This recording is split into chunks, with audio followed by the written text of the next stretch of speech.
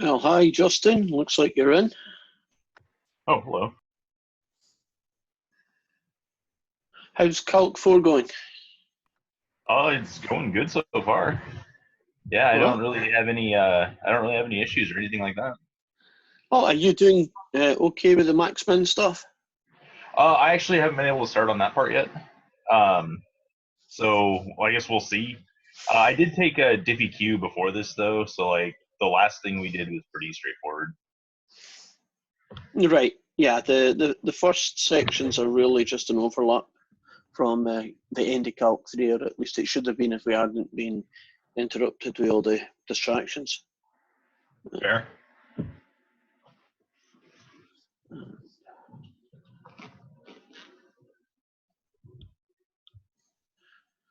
Yeah, the next section, the max and min stuff, is pretty challenging for many people. Hopefully not for you, but it will be a little bit more work that I can be sure of. Yeah, it looks like you said it was the algebra thing. Yeah, there's a whole load of algebra connected with, just evaluating messy functions and solving systems of equations that are not simple things like 2x plus y equals 4 and 4x minus y equals 7. Um, you're trying to solve a system of equations that are not necessarily going to be linear, and that causes issues. And since that's the first step in the process, if you can't do that, then you're not really going to get very far. So I think I should be able to do this now.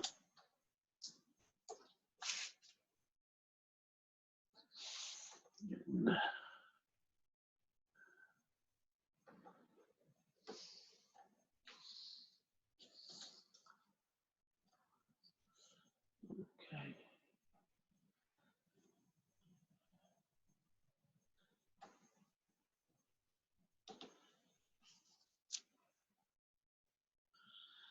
Yeah, some but not many of my students are having trouble re-upping their 2 weeks. Have you managed to check that out and see if it worked okay?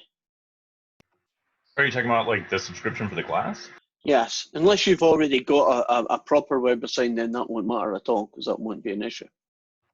Yeah, I just went and bought one. Right, well, then you won't have an issue. Yeah, I was kind of wondering what was going on because I like saw it's like something was expiring, so I just clicked on it and was like, well, might as well just make this not a problem. Right.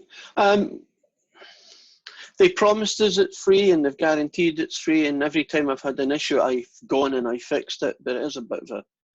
They could have made it simpler and just made it without this 2 week, re-up your 2 weeks, re-up your 2 weeks kind of thing, because it's not a good way of doing it. They could have simply just opened it up, and based on the college that was being given that benefit, it wouldn't have been that hard to do. But that's not what happened. Okay, let's see if we can share some stuff here. Right, I am sharing some working that I've done on some of the homework questions. Are you able to see that?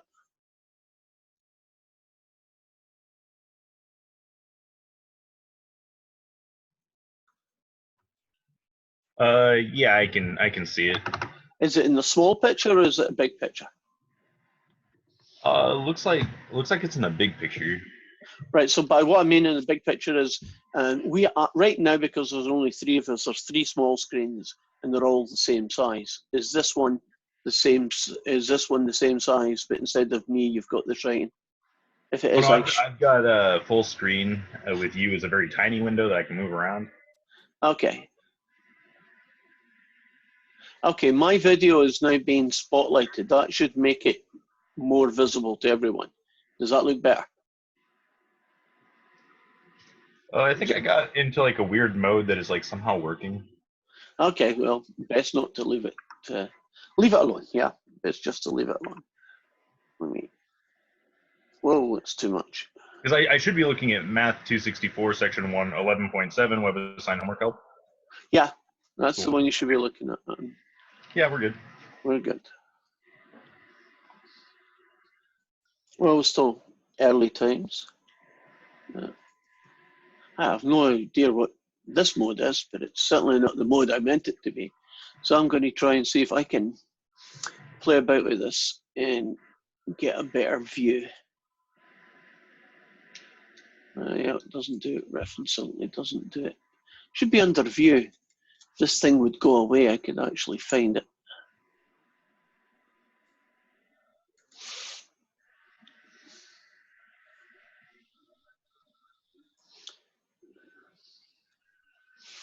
Okay, I'm going to stop sharing for a second. That way I can just go in normally and fix it. Right. So the page I was trying to fix is this page? Yeah.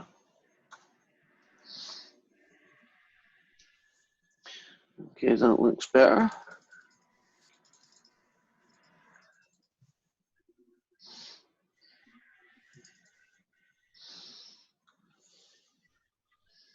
Yeah, okay, I'm happy now.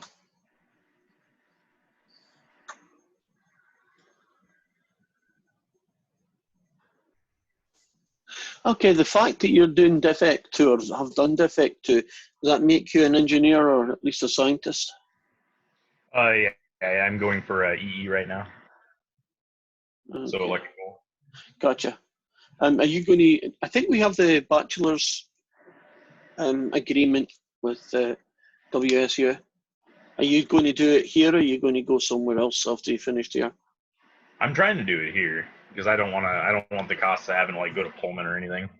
Yeah, that would. Yeah, well, you'd have to live there, and I don't know if you've got family and things that you need to. Running two households would, yeah, it wouldn't be fun. Right. So where are you in that process? Are you pretty much at the tail end now? Yeah, I just have to finish like a couple more math classes, and then God, what was it? I think like one of the physics related classes. I don't remember. I'd have to look at the math thingy. Right. Have you? I mean, sometimes things work out well, and you can get them all done in a quarter, and then some things you just have to wait a quarter because the class is only offered twice a year. Yeah. Have you looked at that yet? Oh yeah, that's why I have it all mapped out now. Right. It just saves you a quarter if you're not careful. If it's happened before where people said, you know, I have to come back and it's just for one class, you know, it seems well, I guess you could get a better job, or you used to be able to get a better job because you had more free time, but not now. Right. I'm not sure what jobs are going to be here when things start up again. Yeah, I think based on class availability, I have like a year left before I'm in that program. Right. Have you got other, not that you should need to, but just in case, have you got other options in case, you know, the EE doesn't work here? Have you got some other place you might go to? I don't really have anything like truly lined up, no. No. I don't know if Washington's easier or harder to get into, but at least it's a ferry commute and you can do some of your homework on the ferry. Right. Although I don't know where you live, you may live somewhere quite far away from the ferry. Oh no, I can throw rocks at it. Okay, so I mean that is another option, you know. I don't know how. I don't know enough about the engineering program to find out whether it's like for every 5 people who try and get in, only 1 gets accepted, or whether it's quite a good proportion and you've got a good chance. It's like closer to 1 in 10, actually. Oh, my brother already went through it. That's a tough one to get into then, right? Yeah. A little bit easier if you do it here, numbers wise. Yes, that's what it looks like. Yeah. Plus, the chances are that the only people who are going to apply are OC students. The majority will be OC students anyway, so we kind of know how many. Because you've went through all the classes here, we know who you are. Yeah. So who's your advisor? My advisor is Dr. Tunkel. Okay. So he's probably keeping. We've got another customer. Here we go.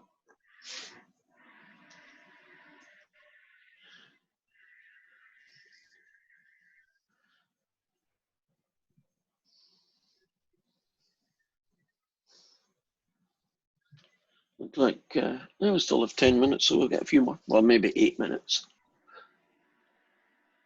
Can you hear me, Kristen? Can you hear me, Jacob? Right. I can hear you. Jacob, you're always in it looks like a big garage or a workshop. Is this your job? This is my parents' house. It's a detached garage workshop. Okay. So it's out the way and no screaming kids. Yeah. That's useful. How about you, Kristen? Are you with us yet? Can you hear me?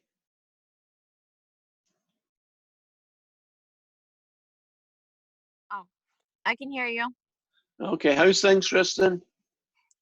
Good. Just sitting in my car, in between my work shifts.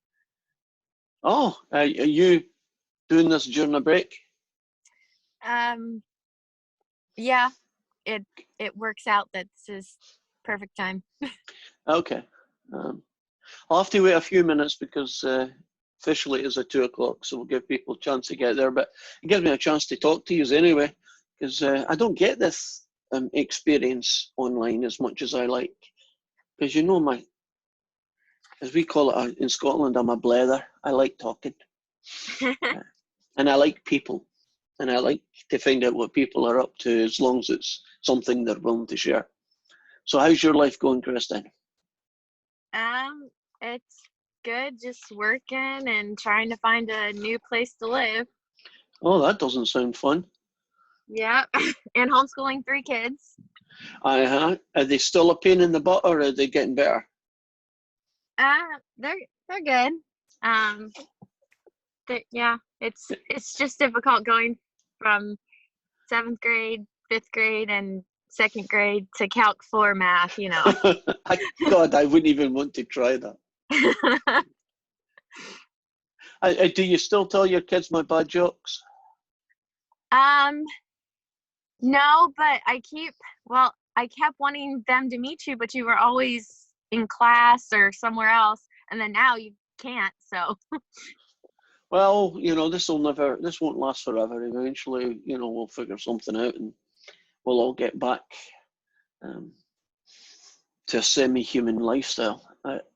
I notice myself, I don't like online,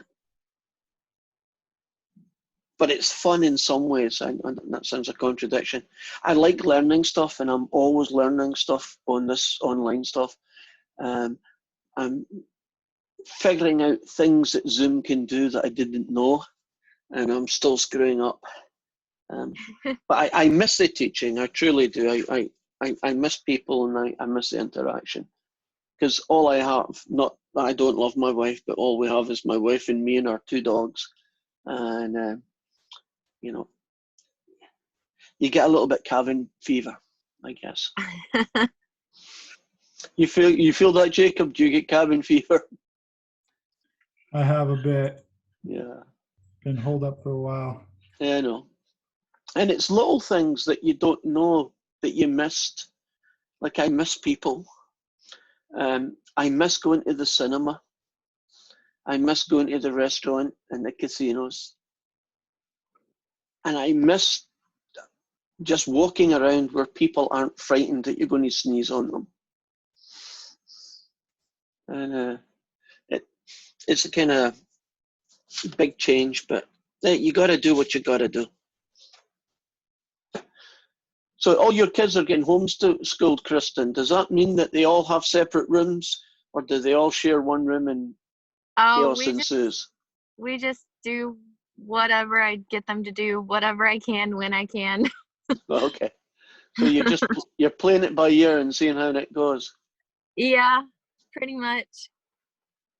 Now, I know I've had a lot of students who've actually came to Olympic College who were homeschooled, and my general impression is that they do really well. I don't know if it's the 1-in-1, and plus when your teacher's your parent, you can't get away with as much as you could if you were, grade school or something. But homeschool students tend to do quite well. I don't think you're going to continue doing that once you don't need to. Would that be fair? Yeah, it's a lot of work, It is. You And- can't do it in a full-time job and go to Oh, college. That's asking too much. I can Yeah. understand. Well, we've got Natalie here. You see me, Natalie? Yep. Dom, are you around? Yes. Okay. You're a bit quiet, Dom. I don't know if your speaker's up loud enough.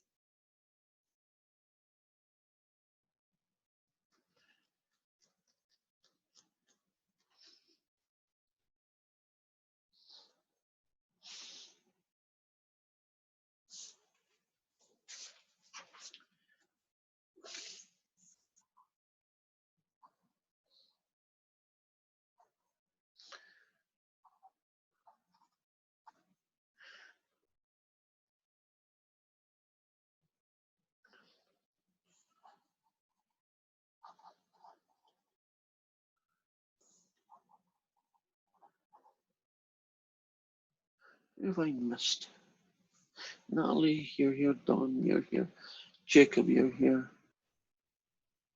Kristen, you're here. Dom. Check. Jacob. Kristen. Check. Justin. There we go. I'm just taking a little attendance. Okay, let's kind of get started. We'll get some of the admin out of the way. Is there anything that you're not sure about? I had a question. Mhm.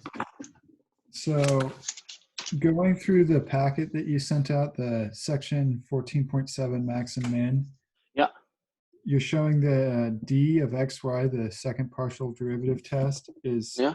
fxx plus fyy. It's times. Okay, so it is multiplied. Yeah. Okay, in the handout it says it's added. So the book Okay, said so I will look at the not that. handout and change it. It's just me hitting a plus when I should have hit a times probably. Okay. While we're at this then, I'm going to share a screen and show you some things before we get started on max and min. I hope. Right. Okay, let's see what this one. You all see this guy? It's your module. Yeah, I see. Right. Now, I don't know if any of you have had a shot yet, and I'm not sure if this works on Zoom, but I'll do my best. When you do the online 3D graphing, which you are going to do quite a lot of in this chapter, are you looking at GeoObra? Can you see it? Oh, we're good. Okay. Now, Yeah. when you're doing the max min stuff, 11.7 and 11.8 are all to do with things to do with max and min, but 11.7 especially. And you want to draw a function. Then you basically just type in what you see. So you go f of xy equals, if you want x squared, there's some buttons down there. You see it's already, that's what f of xy equals x squared looks like. Think of f of xy as being the z coordinates and x and y is in the floor. Now you see this fella here, if I rotate it a little bit, can you see that in 3D space, a function f of xy actually generates a surface. Now, if I then go back to this guy and go take away 2xy, adapt it a little bit more, you see the shape's certainly got a weird convoluted, sometimes you have to rotate it a little bit with it making your headache, but can you see that this shape is still a surface? They're all surfaces. Now, I'm going to go up here and I'm going to go add y squared. And a bit of luck, I kick out of this. Oops. Right. We essentially get whatever that surface is. That's a pretty boring one, so let's see if I can jazz it up a little bit. Make that a y, that might change it enough. Yeah, that's much more interesting. Now, there are three types of shapes that you're going to end up dealing with. They're going to be a local max, a local min, and a third guy is going to be called a point of inflection. So once you've done the question and you found there's a local min here, there's a local max there, and maybe even a point of inflection at a third location. You can plug it into this and you can look to see if it matches. For instance, in this shape right now, do you see this piece where my mouse pointer is moving, this thing in here? This is what we call a saddle point. It's not really a max or a min, and the reason it's not a max or a min, it's a kind of bit of both. Right, let's look at that point here. It's the origin, I believe. As you're coming down here, you're hitting that and you're going up. So in one respect, that does look like a local minimum, doesn't it? But if I orientate this shape this way, can you see that you're going uphill to get to that point? So in one orientation, it's a minimum, but in another orientation, that same point is a maximum. That's what a saddle point is. It's a pretty good name. Can you imagine the horse's saddle? You know, not with too many bits to it, but it doesn't have a kind of curved over the horse and then a curved round the back of the horse. But the curves are max and mins at the same time. Now, if you wanted to see what a local max would look like, they're pretty easy to imagine. For the most part, they tend to be something like this. Let's see what this one gives us. Oops. There we go. There. Can you see that at the origin, there's just the bottom of the hill, and it really doesn't matter how I rotate this shape. Can you see it's still a bottom of the hill all the time? Right. So when you're doing a shape and it's got a local min in it, that's what that guy's going to look like. And I don't have a lot of imagination here, so I'm going to stick a negative in, and with a bit of luck, that should just reverse the shape. There we go. And can you see now what a local max looks like? So when we go through some of these questions, if I've got time, I'll come back to this. I'll plug it in and say, hey guys, look, what I said really did work. So first thing I'm going to do now, oh, is there any other questions before I do my first thing? Because we've been doing a lot of these. Nope, seems straightforward. Okay, so let's look at some notes I put together. Now, these are some examples from the WebAssign homework. I'm about halfway through 11.7. By the end of today, I'll figure out how to, well, not figure out, I don't know how to do it, but I'll get some time and figure out how I can get them finished. And I'll put them on probably later this evening. And what this will do, it'll give you little snapshots of the basic questions. And I've normally been writing on my piece of paper here, and I may well still do that, especially if you come up with a question. But I think it's probably a little bit easier and clearer. Plus my video will work.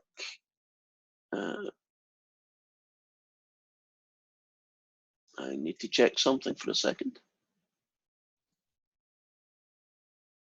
And it is good. I was just checking that we're actually recording, because unfortunately I didn't get one of your things because I forgot to record it. And the second one, you didn't get it. Another one you didn't get because the sound wasn't working. So this one will work. Fingers crossed, and I will put it on for you. And that'll take a little bit longer because I have to put that onto YouTube. So, boom. Okay, let's double check. Are you actually seeing section 11.7 WebAssign right now? I am not. Okay, so that means I need to share it. So back in and out as we do. Click on Sheen Scare. You seeing it now? Okay, right. Now, here is the original question up the top. Find the local max and min values and saddle points. So I'll pause there. You could do this question correctly, but write down what they didn't want. I'll give you an example. When it's a local max and min, they don't just want you to find out where it is. They want to know what the Z value is at that point. So you might find there's a local max at 3,2 and a local min at 5,1. But that's not what you put in your box. You put that the Z value at that point was 8 and the Z value at the other point was -8. So bear that in mind. On the other hand, just to confuse the heck out of us, when it's a saddle point, right, because some of the shapes will be this funny saddle point, the saddle point might have an X coordinate of 3 and a Y coordinate of 4. but the answer is 3, 4, 5. You also have to put in the y coordinate of the saddle point. So you put in its x, y, and z position. So bear that in mind, that when you're doing max and min, it's a single number, and when you're doing saddle points, it's the 3 coordinates, the x, the comma, y, the comma, the z. Okay, so we have a shape, x squared plus xy plus y squared plus 7y, pretty standard polynomial in 3D space. First thing you need to do is you find what are the critical numbers, the critical points. And they happen when the first derivative with respect to x and the partial derivative with respect to y. And I have some people waiting to come in here.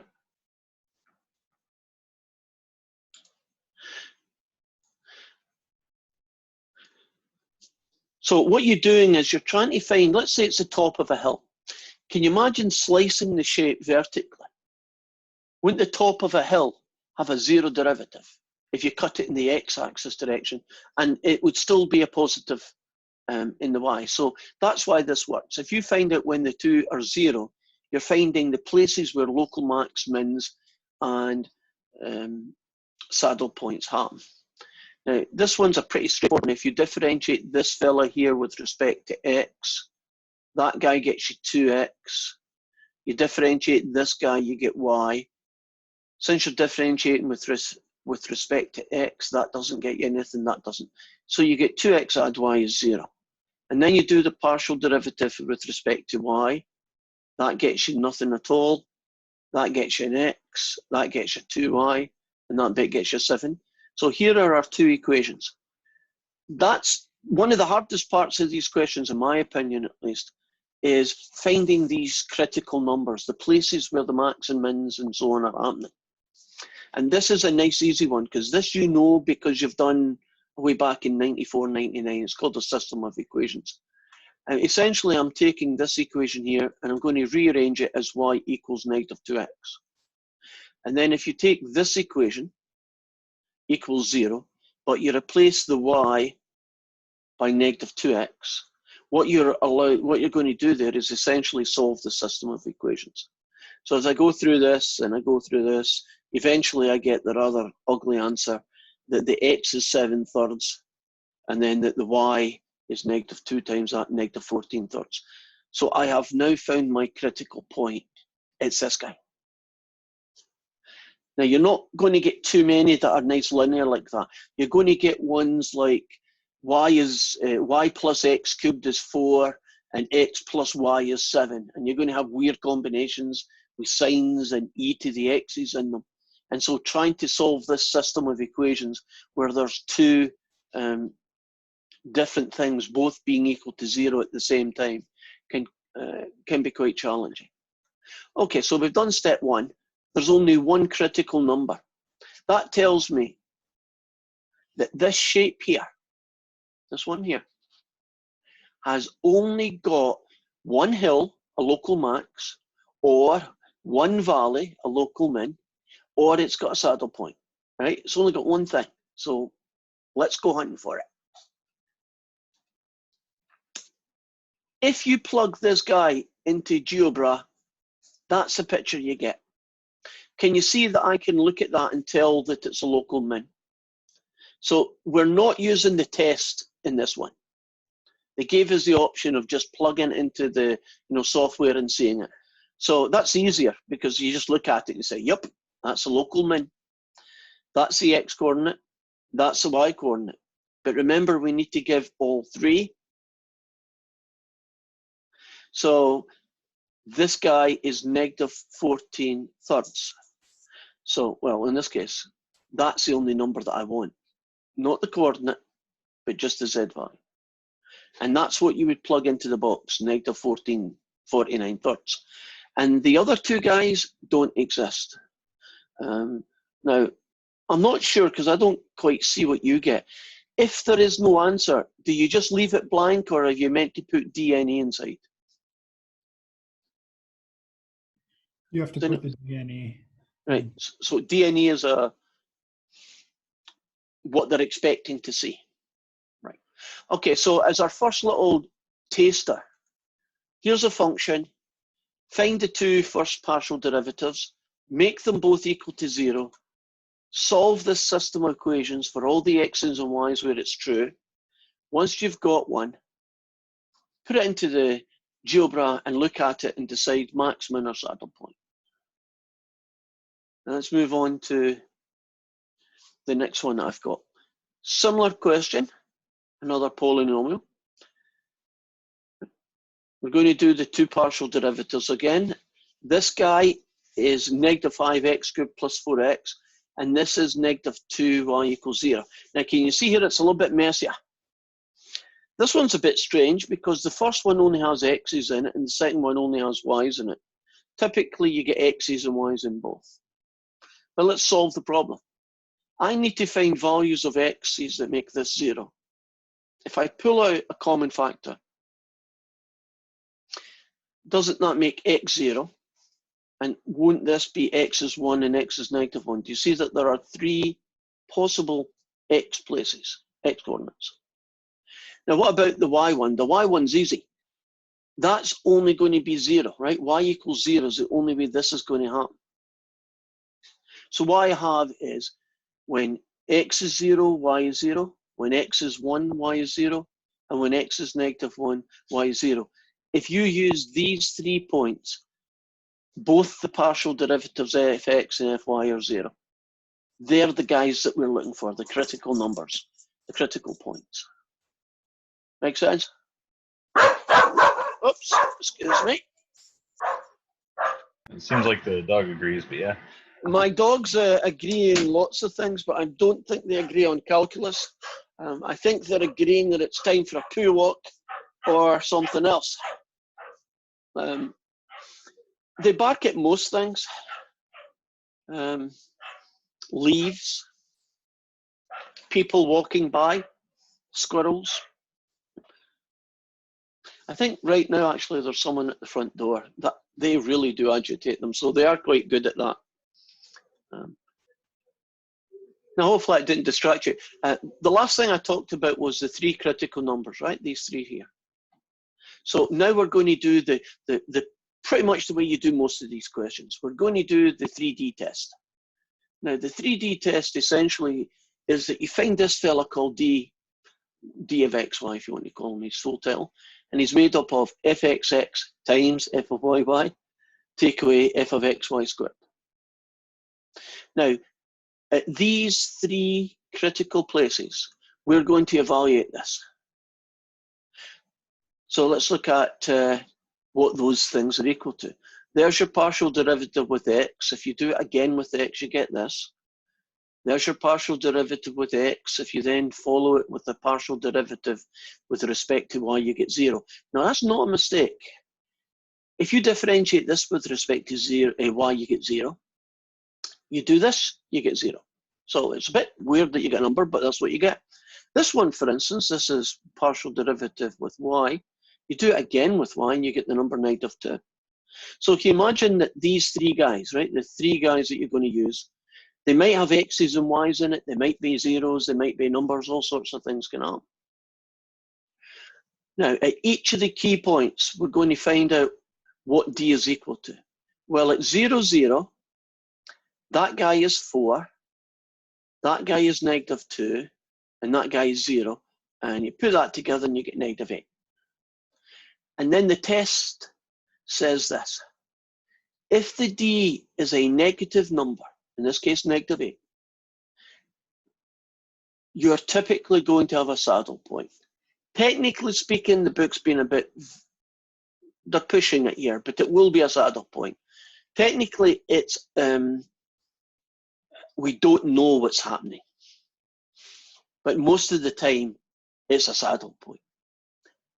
In your case, they're always going to be saddle point, so they've not done it. But technically, there are some situations where this may not actually be anything. Can you imagine a surface that's got a tear in it, some kind of discontinuity? Things like that can make the d value negative as well. So they've made the world simple by just saying, look, if this is negative, you got a saddle point, call it good. Now, if you try it at 1, 0, you get 16. And the test says if d is positive, which 16 is, you then look at the value of the second derivative xx. And if that is negative, as it is here, we have a local minimum. And the value of that local minimum is what you get when you plug 1, 0 into this fella up here. So I know that x is 1, I know y is 0. I plug it all in here, and hopefully I did the calculation correct. It's like I can't count. No, it is 6. I can't count. We cool? Question? I had a quick question about that. So if I have, say, 2 x values and 2 y values that could possibly make it 0, do I test every possible combination of You do test, yes. One of the later questions, there are 5, and I have seen one homework question where it might be proved wrong. It's 6 or 8. The vast majority are 2 or 3, right? Mhm. But yeah, when you're doing all the combinations out there, one of the things that can reduce the number and make your work a bit easier is, can you imagine that x could be 1, 2, or 3, and y could be 4 and 5? But only certain combinations of those actually make both of them 0 at the same time. So it's worth checking through. These are the ones I think, but out of the ones I think, these are the ones that really do work. When I plug this x in, and at the same time I use this other y value, are both the partial derivative 0. Okay. Because one of them is just saying this is what makes fx 0, and the other very often is saying this is what makes fy 0. But the interaction of the two might not be all combinations. Unfortunately, very often it is. Like if there's 3 x's at work and 2 y's at work, that means there are 6 answers, right? 6 different places to go looking, which is probably that homework question my brain is coming back to. So can you imagine just going through this test? I'll skip through the details, but the rule says if d is negative, saddle point, in which case you give me the coordinates of that. If d is positive and the second derivative of x's is negative, then you have a local maximum. Yeah. And if d is positive and the second derivative is negative, you have a local maximum. Right.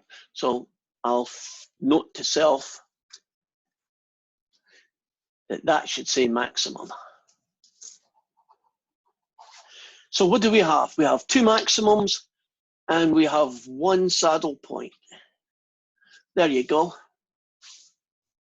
Can you see the 2 maximums that they're talking about and the 1 saddle point? So when it's a bit like, do you know sometimes in calc you would go and plug it into the calculator and look at a graph to see that the local max and mins and all that stuff were actually there? And this is the same thing. Some of you might want to actually do this guy first so that you know what you're looking for. Because when I look at this, I can say, oh yeah, I better have 2 max and a min when I'm finished. 2 max, I should say, and a saddle point. I can't rotate this one because it's a copy of the picture, but if you do it in GeoBra, you can actually rotate it and it helps you see the thing. But that point there is a saddle point. I think you can see it curving this way. And if you look carefully enough, it does curve that way as well. Are we good with that? Has someone got a homework question from that section that you specifically want me to do? And I'll do that next. And then after that, I'll return to the ones that I've got here. Because they do take a fair amount of time, and I don't want to do ones if you've already, yeah, I got that one done. I really need help in this other one.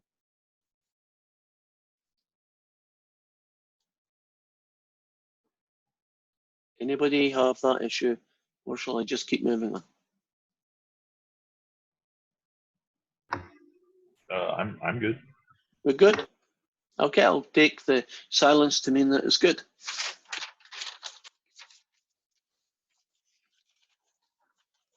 Okay, this one is my version 6, so I'm assuming that that 8 might be a 4 in yours, and that Y might be an X. You know how they've randomized the question.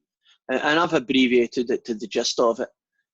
Find local max, min, and saddle points, because that's pretty much what all the questions are asking.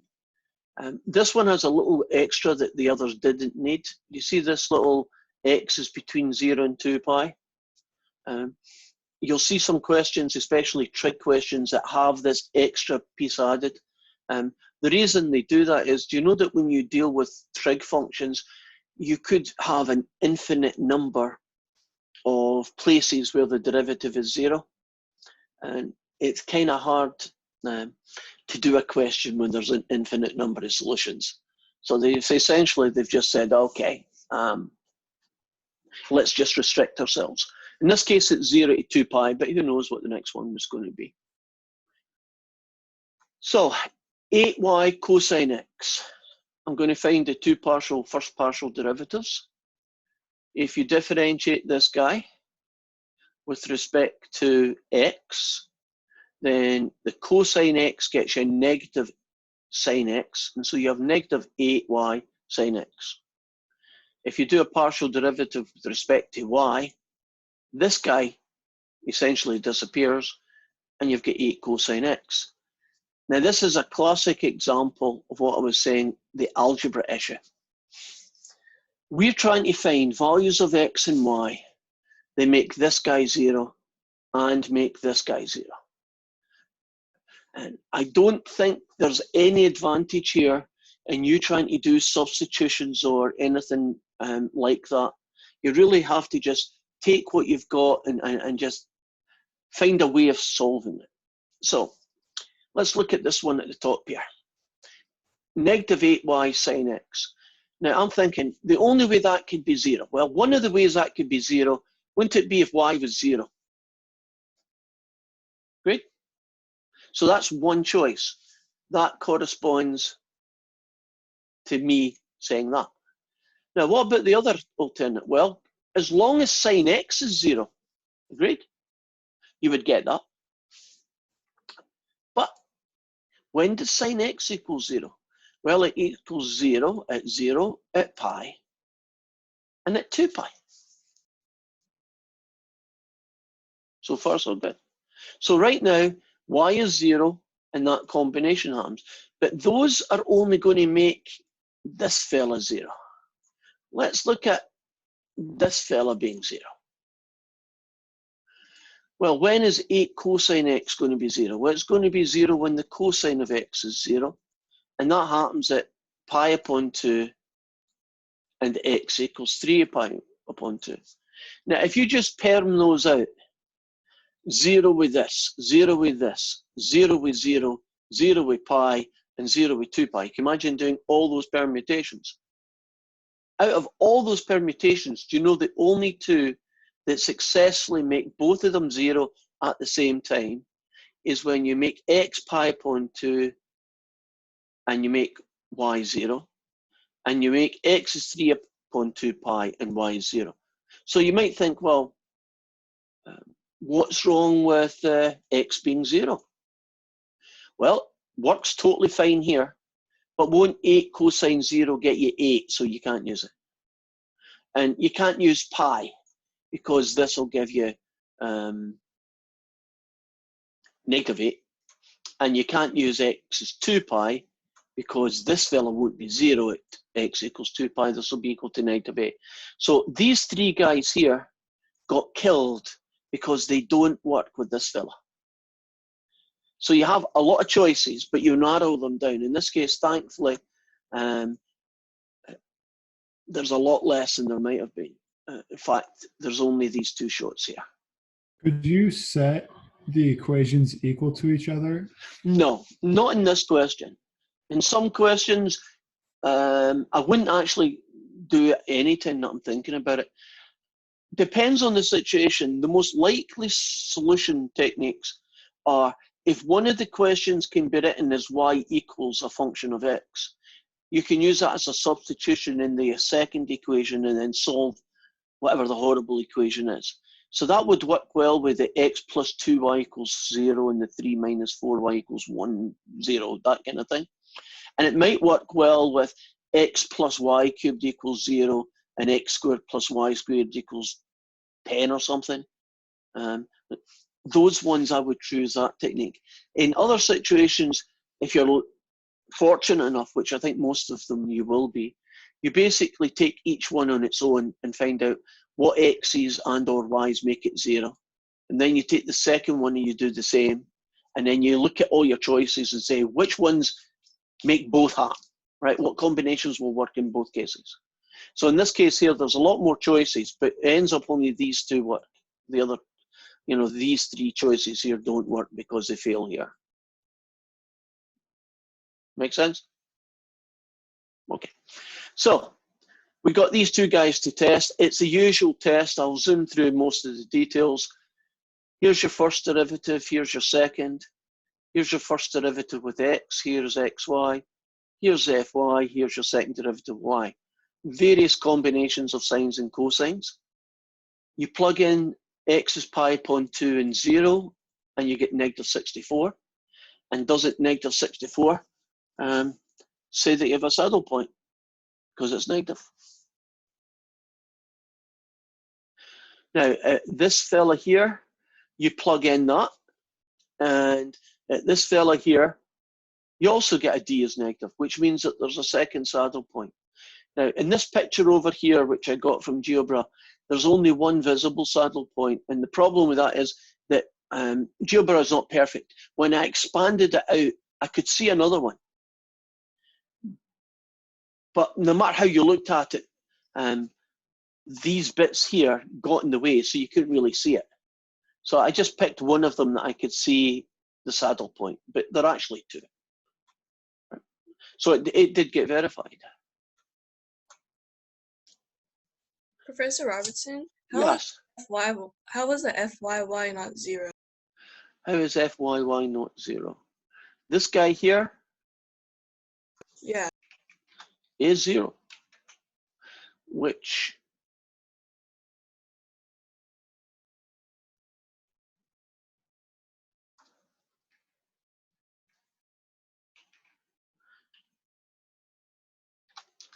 thankfully does not change anything. I think I probably got caught up in my variables and chose to differentiate it in the wrong order. Yeah, pretty cool. It works, right? So well caught. And so there's a shape that's going to have two saddle points. It's kind of weird looking. Two saddle points in this range. Do you know if you expanded that to 0 to 8 pi, you'd get a whole load of more saddle points, essentially spanning out from the origin infinitely. So would there be, my graph looks like there's a saddle point at 0 and 2 pi and then the third point. So would that be 3 within that range? I should check that in case this mistake here had more to do with it. Let's see if I can get into GeoBra here. Check it out. Hold on. Here we go. Here's GeoBra. Can you see GeoBra right now? No? Can you see the 3D software? No, it's still on the So on the other thing. Okay, so I'll unshare and I'll go into share. I'm not sure which screen I'm on. This one. Okay. Now I can't see the guy. So do you want to tell me what the function was called again? And anybody know what it was? Oh wait a minute, I can do something about that. I've got it here. It's 8y cosine x. Let's find out if that's a mistake by me. 8y cosine x. I may have to tweak that a little bit, but just check it out. 8y cosine x it is. I think I plugged in the first derivative, so it might not be. Yeah, but it's worth checking. I want to try and show you. I'm not sure if I need gaps on this. Probably don't. Try it without gaps. Why am I seeing nothing but a plane? Oh, look, it disappeared on me. 8y cosine brackets x. Work, I tell you. Oh, what have I done that's wrong? F of xy, 8, all equals 8y cosine x.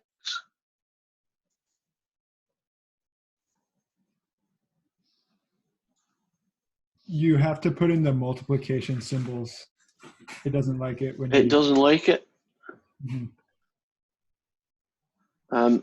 I think because I'm in Zoom, I'm not able to put in all the bits I want because I can't see. Ah, now I can see it. So the multiplication symbol's there. But the fourth time, 8 times y times. That was a decimal. Where's this multiplication?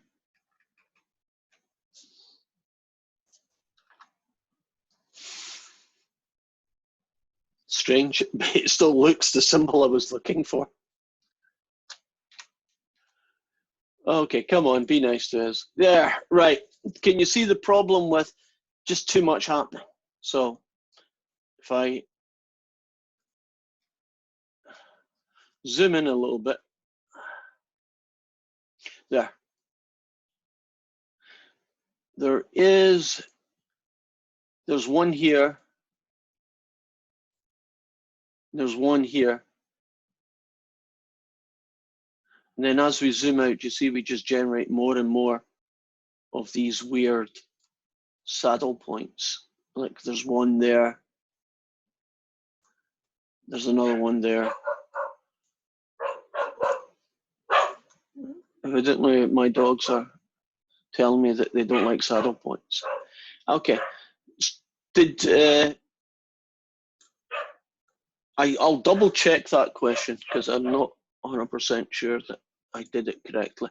But that's my version of this answer right now. So we'll assume until otherwise, although that 0 may have caused problems. Okay. So there's 2 saddle points, and the picture, if it worked right, would verify that. Okay, it looks like I've got one long one to do, so let's show you this guy. 3 sine x sine y. X has to be between, but not using pi and negative y, and y the same.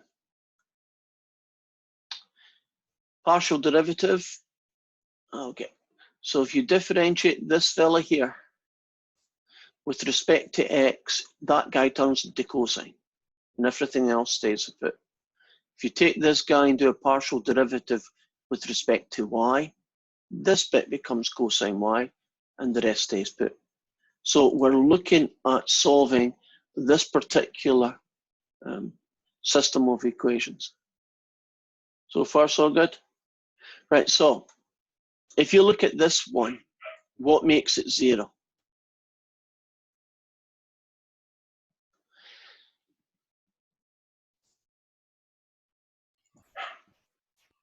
I'm sorry, I'm very easily distracted. My dogs are confusing the heck out of me. Okay, let's see what my mumbling is about. Got half written. I actually just typed this in before we came, so here goes. If you want to find out what makes this 0, couldn't you concentrate on values of y that make it 0 and values of x that make this bit 0? So what makes y 0? Well, y is equal to 0, makes sine of y 0. And the other numbers could have been things like pi and 2 pi and negative 2 pi. But you see, they all get killed because you can't use them. So the only one that came out of this piece was the y equals 0. Now, what about out of this piece? What makes that 0? Well, you could get 0 at Those two places. Negative pi upon 2 and pi upon 2. Now, if you go and you take the partial derivative with respect to y now, you get this fella. Now, what makes him 0?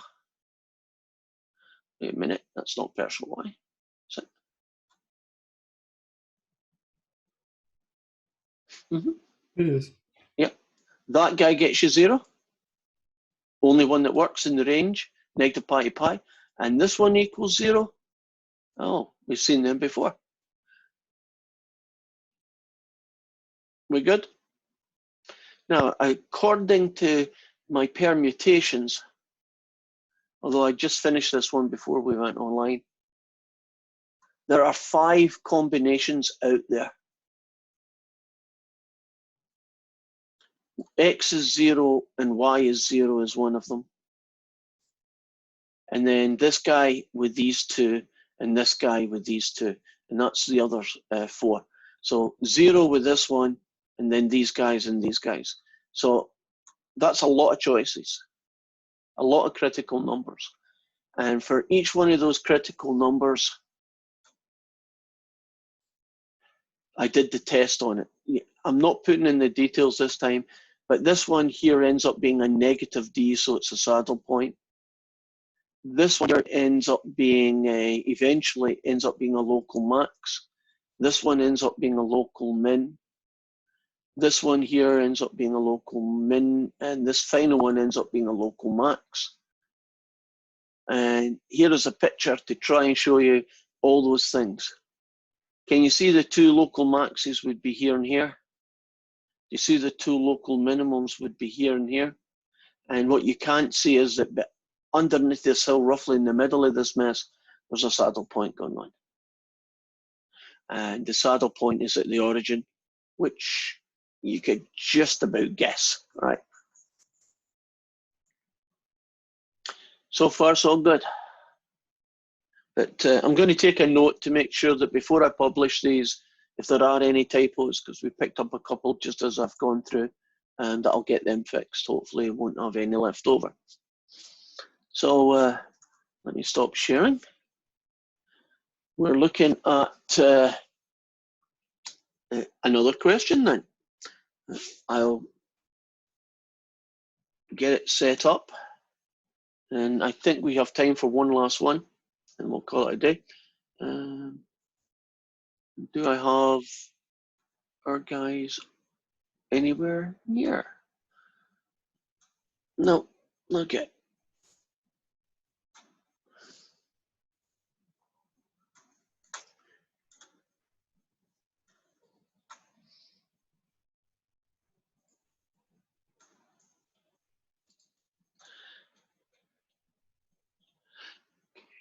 So where are you? Are you seeing the page with all the questions and solutions on it? Are you? No. No. Okay, so that means I have to go back out, then I share again, and back in. Right, do you see it now? Right. Okay, so the ones that we've been doing are ones similar to what we've been doing are things like, what's the last one I did? Yeah, there's, 9y cosine x. We did one similar to that. Here's one with an e to the x in it. Here's one with quadratic and cosines in it. There's one similar to the one I just did a few minutes ago. Here is another one. Right. In some of these questions, they start with use a graph or level curves or both to find the local maximum and minimum values and saddle points. Then use calculus to do them.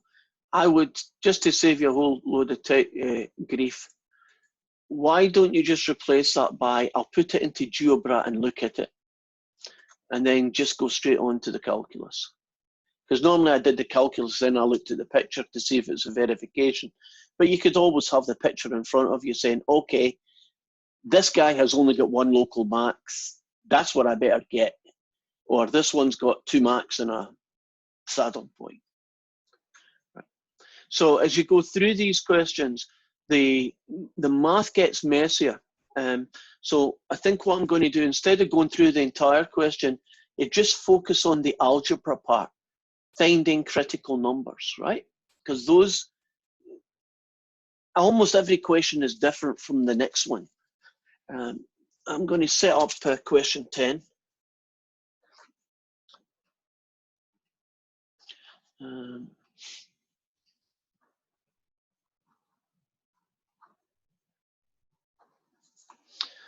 And where should we go? I have to stop this one. And I have to find me. Where am I? Excuse me. Oh, here I am. Well, is that upside down? It is.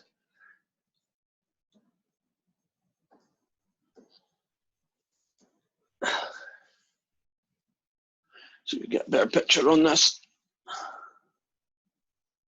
Right.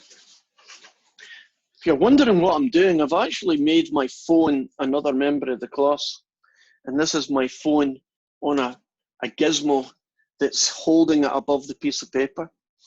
The piece of equipment that they gave me, that sent me, the tablet I was home for, was useless. So I just didn't do it. So why can't I see? Oh, darn, come on. Where is me?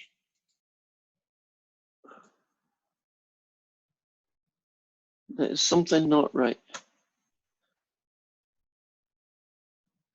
The video's not on.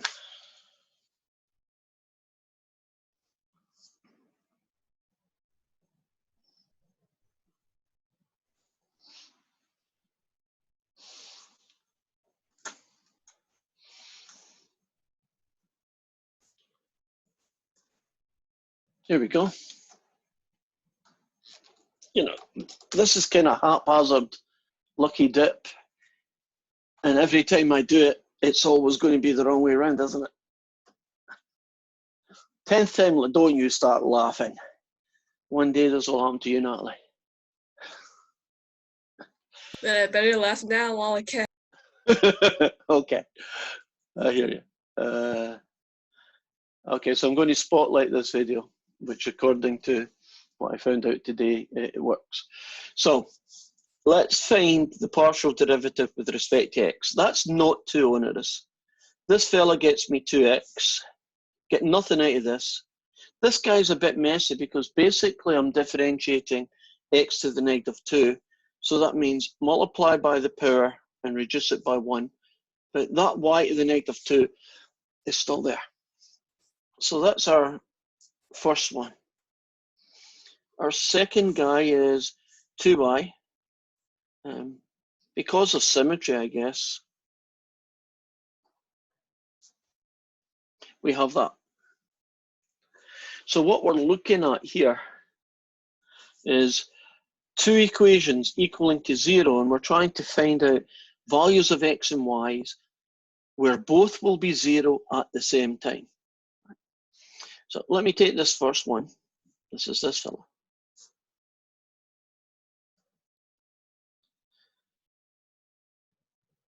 Oops, sorry.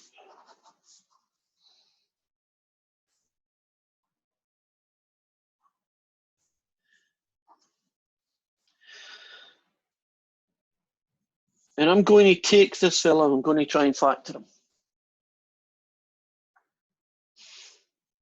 So any suggestions about a common factor that these both terms contain? And it's not an obvious common factor, but they do have one. 2. Okay. What power of x did they share as a common factor? -3. Yeah. That's the bit that's not that obvious, but it is. if two terms both contain x, they're going to contain some power of x as a common factor. They always contain the smaller of the two choices. This means this fella here. Now, what's going to happen here is you use up a 2 and you get that guy. So far, so good? Are you happy about where the x to the 4 comes from based on this x to the negative 3? Yeah. Okay, now I'm going to make an assumption based on math. Do you know that 2x to the negative 3 is 2 over x cubed? The assumption I'm going to make here is that there's never going to be a normal value of x that makes that 0. Now you might think, what about 0? Well, 2 over 0 cubed is not a good idea, so that doesn't work. Which means I now have this fella. Now, what is the advantage of this fella? Well, this fella here only contains x's, and this fella here only contains y's. Now, let's go, and I'll put a little asterisk on that to say keep him for a while. Right, let's look at the second one. Can you see that in a very similar way, I'm going to pull out a 2y to the negative 3. And that's going to get me a y to the 4, take away 2x to negative 2, and that's going to equal 0. And for the same argument as before, that's no use to me. I now have this fella is my second one.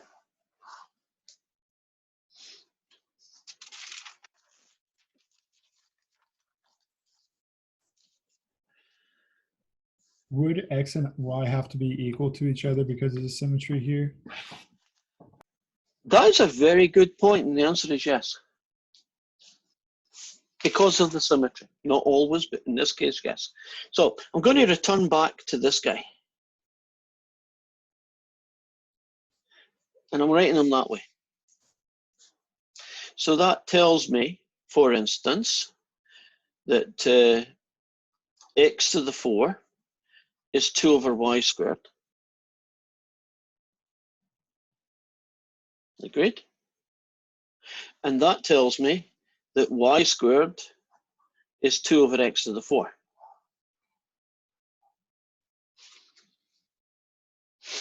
And then I'm going to plug it in here, and y to the 4 over 2x squared equals 0 is 2 over x to the 4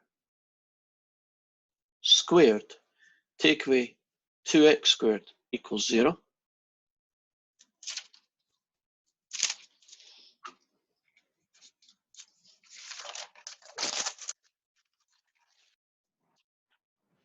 I know this is going on and on forever, and there's definitely going to be a shortcut to this once I figure out the answer. I get 4 over x to the 8, 2 over x squared equals 0. If I then multiply both sides by x to the 8, I get that, which gives me that, which gives me that, which gives me plus or minus the 6th root of 2. And y will be, by the symmetry, the same guy. So it looks like we're going to have the 6th root of 2, comma, 6th root of 2, and negative the 6th root of 2, comma, negative the 6th root of 2.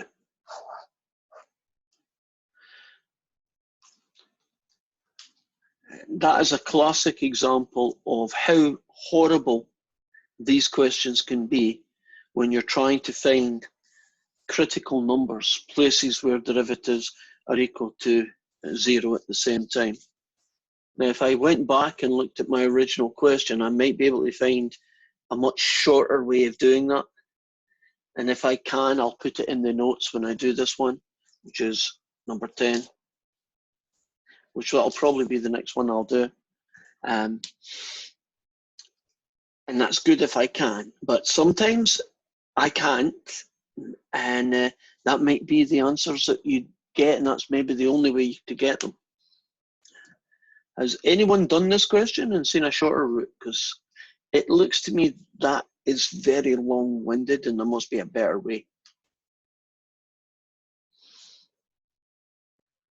Professor Robertson, Yeah. when you're rearranging the original first derivatives, where did the 2 come from? Where did the 2? You mean this 2 here? Oops. This 2 here? No, like where you got the x to the 4th power minus y to the -2. How did you rearrange it to get x? Oh, where did this 2 come from? Oh, I see what you're getting. That 2 is not there. It's me and my deliberate mistakes. I wonder, that is going to make life really easy. It is. Right. That little mistake gave me really horrible numbers. Can I tell you what the answer is going to be now? It's going to be plus and minus 1 for each of them. It's going to come out a lot cleaner. So I'll show you what's going on.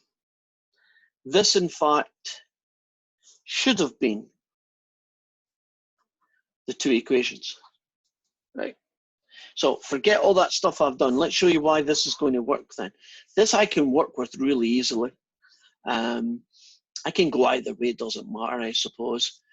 If I choose to go this way, won't x to the 4 be the same thing as y to -2? For example.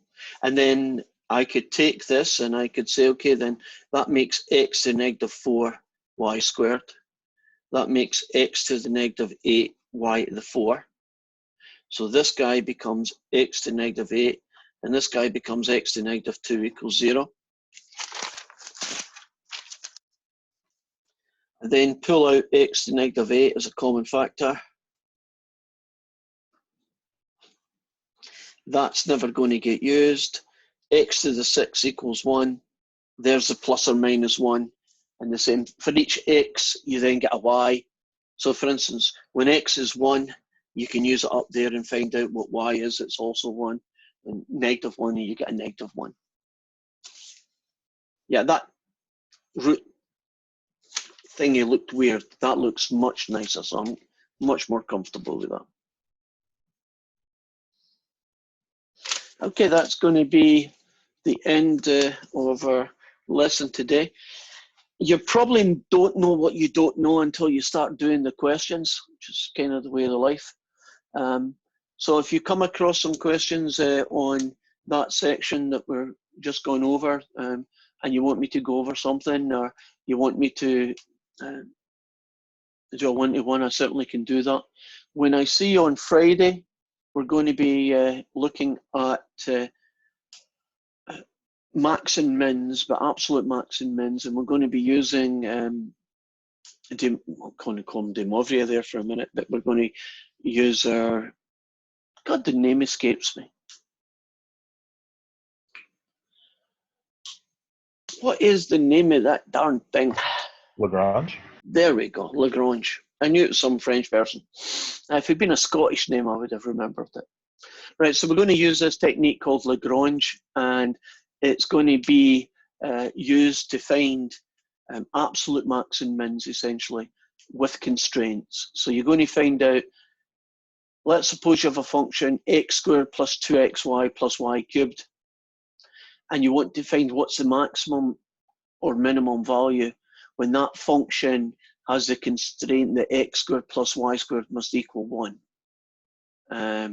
That's quite a messy thing. You've got a function with a constraint, and you're trying to find what that would, on the constraint would you get the maximum z value or the minimum, and it is called Lagrange. And that fella is our goal for Friday. We all know Sunday is rapidly approaching, so let's see if I can show you a fella. Let me cancel spotlight on this.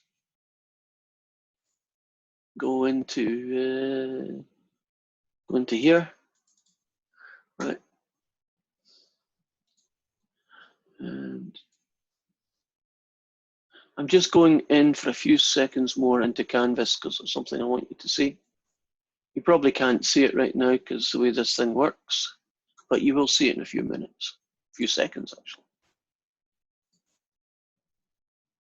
Okay, now I'll stop sharing and then I'll start sharing. Right, can you all see the Canvas site? You good? Okay, now, there are a couple of things here. You know, I keep mentioning GeoBra and you're wondering where the heck is that? There's your link to it. If you click on that, it'll take you to that, and that's where you can plug in your functions and do your thing. This coming Sunday, you're going to be doing a test on all of chapter 14. That's a biggie. A lot of points in your test, right? There's 30% of your grade and you don't get many tests. So when you click on this, which you can do, you'll get a video that tells you what to do. Now, since this is my site and not a student site, it'll look a little bit different, but not much. Essentially, up here, there'll be a kind of button that you'll hit. The video takes you through it. And what will happen is that when you hit this button, it gives you a little window, and one of the things it says is click here and you go to your files that you've already saved, because you're going to do your homework, you're going to do your test as a PDF, right? You're going to do it and copy it as a PDF, the working of your test, right? So you'll be doing the test on Sunday, so in chapter 14, you'll be doing the working for it in paper. You'll make a copy of that using CAM, Scanner, whatever you like, making a single PDF, and this is where you're going to go to do the working for your test. So if you're wondering, where do I put it and how do I get it there? You're going to get it by clicking on this fella here, right? How long will we have for the test? Say again? How long will we have for the test? You will have 2.5 hours. Now, the test is not going to appear until 1 minute after midnight, Saturday night into Sunday morning. And it will be due on 11:59, so just before Sunday finishes. So within that 24-hour period, you only have one shot at it. And what do I mean by that? Whenever you're ready to do it, click on it, because the minute you click on it, there's going to be a clock start counting, and that'll be the 2.5 hours. And you'll do the working and have all the stuff that you need handy, any notes that you want, whatever you've got, right? You're going to have them in front of you, beside you, whatever you want to call it. And write down everything that you can that's useful. Give an example. See in that last question where the critical numbers weren't 1 and -1, but I did the root 6 versions of them, that thing. 90% of what I did was right there. All I did is I factored badly, right? And I sucked out a 2 that I shouldn't have, right? I'll see you're working for that, and I'll be able to say, okay, that question's worth 6 points. You got at least 5 of them, or maybe 4, and you'll get partial credit. If you do it in the test, when you put your things in the box, I don't think it'll tell you if you're right or wrong anyway, but it'll tell me that you're wrong. It'll just say 0 out of 6, and that's not fair. So I don't see your working, I won't be able to give you partial credit.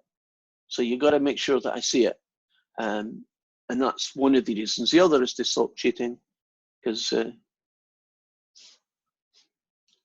kind of hard to cheat when there's working involved with it, because it'd be much more difficult to duplicate them. And we want everything to be fair for everyone. Okay, I've got 2 minutes to go. Any other things for the good of the business? Will the test be on Canvas or WebAssign? It'll be on WebAssign. The only thing that you'll do in Canvas is upload your working to it. Right, and it's not visible in WebAssign, but see Sunday when you're waking up in the morning, you go and have a look, it'll be there. And then you'll click on it when you're ready to take the test, but not before. Right, because the minute you enter into it, the clock starts ticking. So you don't want to go, oh God, I just hit it, now I have to start the test. So don't go near it until you're ready, and then click on it, and you'll have 2.5 hours. I believe, although I've not done it yet, but I believe it has a little counter that will tell you, 1 minute 42, whatever to go, and it will just cut you off in midstream, I believe, if you're almost finished. So if you're stuck on the last question, it's 42. Hitchhiker's Guide to the Galaxy, 42. No, only some of you get that connection. Well, I'm ready to call it a day. Well, are we good? Just one quick question. We didn't Cool. have to upload the working for quiz 1, did we? No, I just let that slide because you had enough on your plate trying to get used to the system, and I had enough on my plate trying to figure out how to get it. But I'm comfortable now to do it. So the rules are going to be quizzes, don't need to upload anything. Tests, you will. So you're going to have a test on Sunday. You're going to have another test in 2 weeks, another test in 2 weeks, another test in 2 weeks. So basically 4 tests. And only those 4 tests will I need working to be uploaded. Now, as a side note, if you've done a question and you know that you were correct, but the software didn't accept it, I'll give you an example of how that happened. One of my students gave me the answer 2.5, 2 followed by a half, and it marked him wrong. And I went in and I found out the correct answer was 5 halves. What they did there was essentially give me the answer as a mixed fraction and not as an improper fraction, which is the way you meant to do it. So I gave them that point on the homework. So occasionally that will happen, that you know you're right, but for some reason the machine's not agreeing. Then I can go back and I can fix that myself. And I think it is ready to say goodbye. Right. I am hoping, fingers crossed and toes crossed, that this has in fact worked and that it's saved and that you can hear me when you get the video. And if that is the case, I will put this up on Canvas in case there's anything I said and you want to have a quick scan through and check it out. And if it, for some reason, didn't work, then you're not going to see it. But at least you'll get the PDFs. Okay, I'm out of here. Bye-bye, guys. Thank you. Thanks. Bye.